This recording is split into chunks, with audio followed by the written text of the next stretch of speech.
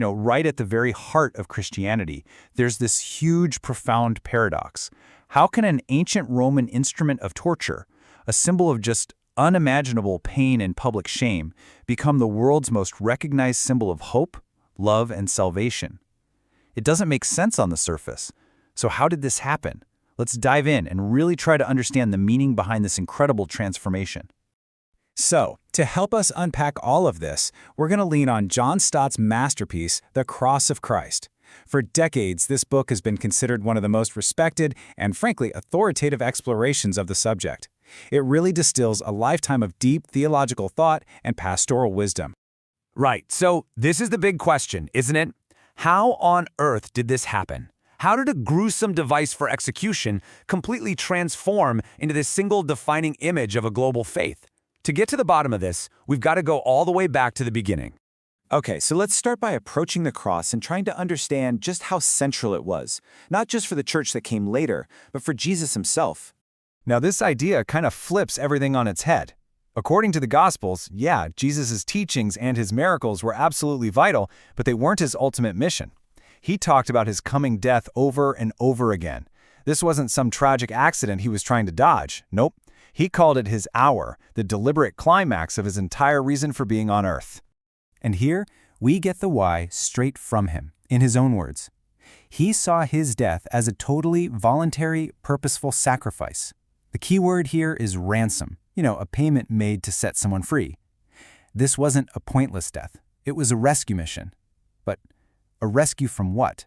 To really get why the cross was necessary, we first have to grapple with the problem it was designed to solve. And according to Christian theology, that problem is rooted in the very nature of humanity.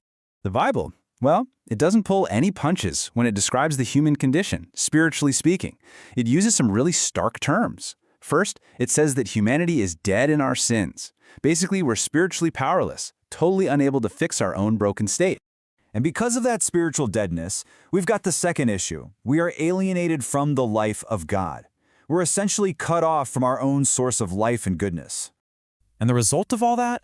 Well, this separation puts humanity squarely under God's just judgment, and it's described as being children of wrath. It's a pretty bleak picture, and it really highlights the seriousness of the problem. Okay, so here's the bottom line. You've got this massive, fundamental conflict. On one side, you have a God who is perfectly holy, perfectly righteous. His very nature demands justice. And on the other side, you have us, humanity, who have fallen short of that standard and stand guilty. You see the problem? It creates this giant, uncrossable chasm. So how could a God of love forgive guilty people without just throwing away his own perfect justice? And this is where we get to the absolute heart of the cross, the theological solution that Stott lays out so clearly. And it all hinges on two really crucial concepts. First up is this idea of satisfaction. Now, don't think of this like an angry God who needs to be calmed down. That's not it at all. It's more about the principle that God, in his perfect character, can't just sweep sin under the rug. His justice has to be satisfied. It has to be honored and upheld. And that leads us right to the second key idea, substitution. It's a simple but incredibly profound concept. One person stepping in to take the place of another to bear the penalty on their behalf. And wow, this quote from Stott just pulls it all together perfectly. So get this. This wasn't some angry father punishing a reluctant son. No, it was God the Father acting in and through God the Son, taking our place. God satisfied his own demand for justice by providing himself as the substitute.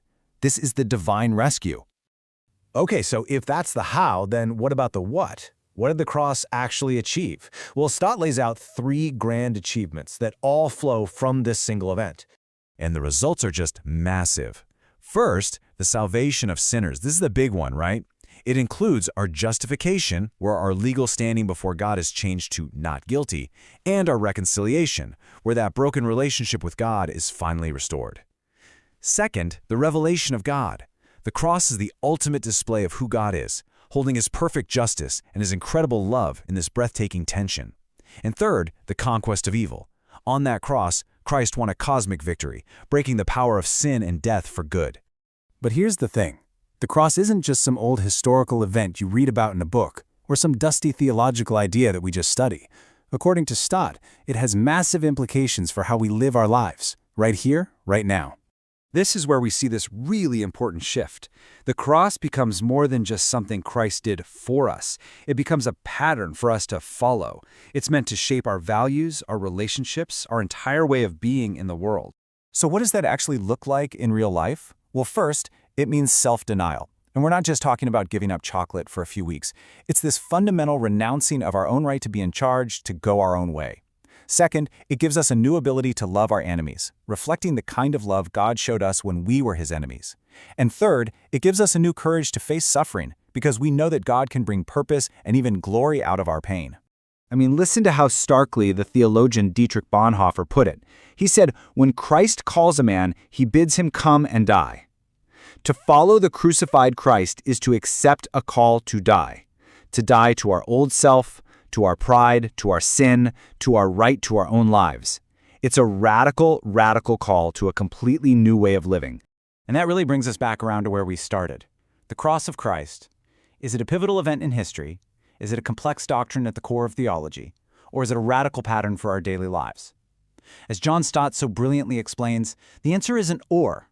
The real answer is and.